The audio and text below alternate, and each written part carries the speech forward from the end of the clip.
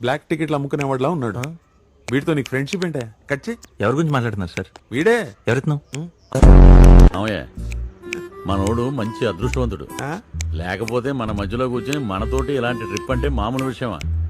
అవును, మీది పెద్ద టిప్ సుల్తాన్ ఫ్యామిలీ మరి. ఏంటి పెంట్ హౌస్ రా, ఓ సెల్ఫ్ దిగుదాం. సెల్ఫ్లు అల్మారాలు కాదు, సెల్ఫీలు అంటారు. ఆఫీస్లో ఎవరిని అడిగితే నా ఫ్రెండ్ అని చెప్పు. అంతేగా మరి, లేకపోతే పల్లవి ఎక్స్ బాయ్ ఫ్రెండ్ అని చెప్తానేంటి? నువ్వేంటి ఇక్కడ? అది అడగాల్సిందే నేను. ఉమా, కవిత ఇక్కడే డెంటిస్ట్ కి సెటిల్ అయిపోయింది. ఓ ఇండియాలో ఏం బేగలేక ఇక్కడికి వచ్చి పళ్ళు బీగుతుంది అనమాట.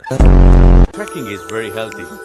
సిటీలో అయితే ఫ్రెష్ ఆక్సిజన్ 40% దొరుకుతుంది, ఇక్కడైతే 80% ప్యూర్ ఆక్సిజన్ దొరుకుతుంది.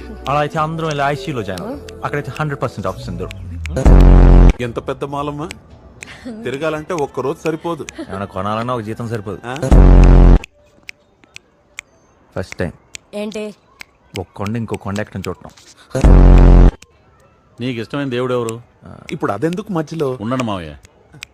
వెంకటేశ్వర స్వామి. ఇక్కడ జరిగిన మ్యాటర్ ఎవరికి చెప్పను, నా దేవుడి మీద ఒట్టేసి చెప్పు. మీ ఫ్యామిలీ అందరికీ ఒట్లు పిచ్చింటారు బాబు.